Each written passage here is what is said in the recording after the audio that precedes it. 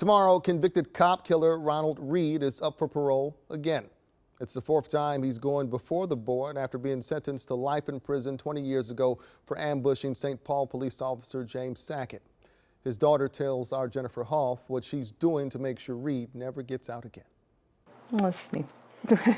A daughter's memories boiled down to one book. To me, this is everything I have on my father. Pages full of what other people would write about James Sackett. A St. Paul police officer gunned down at this intersection in 1970, responding to what was later determined a fake call. The 28-year-old, a father with 4 kids.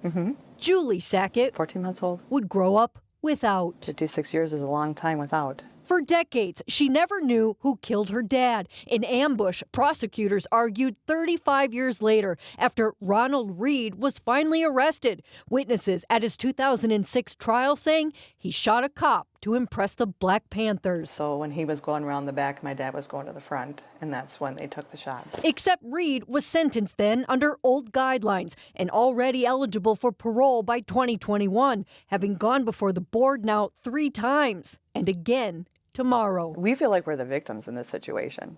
You know, why do we have to keep fighting to keep him in prison? The 5 members considering 12 conditions, including Reed's criminal history, good behavior, and input from victims. When you are convicted of killing a police officer, it should be life without the possibility of parole. Honestly, every state in this country should have that. Julie will be there. Look how young they were. Standing up for her family and father, whose legacy will live on forever. I went to the cemetery this year, and I promised my father I would fight. In Oakdale. He deserves it. Jennifer Hoff, KARE 11 News.